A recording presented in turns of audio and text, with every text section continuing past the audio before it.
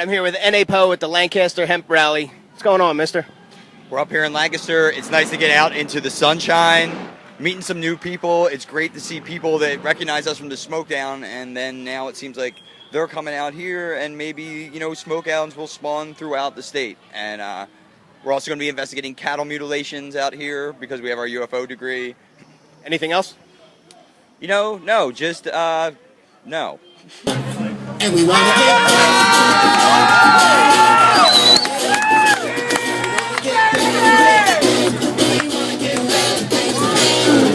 Richard B.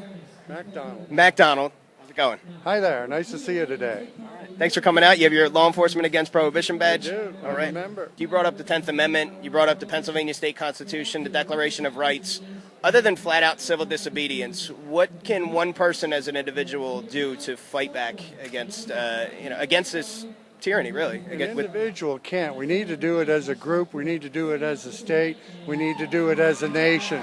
We need to do it not only state by state, but nationally. I am wed to the rights of man.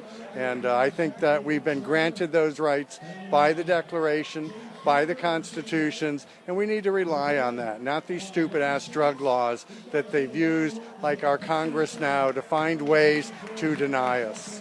In a land with more people in jail than any country on earth, that's bullshit. We need to lighten up, let these people go, and reserve those jail cells for the bad man. Now, I've met the bad man, and most people in jail aren't the bad man.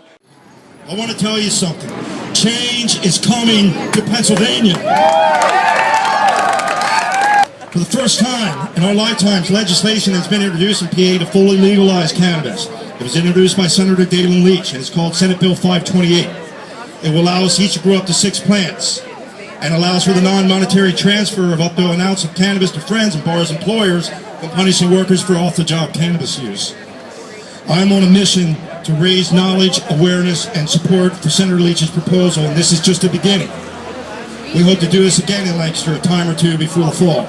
At rallies in York and Reading, plus many more lectures, debates, town hall-style forums, and other venues around the state. I hope you support me on this mission.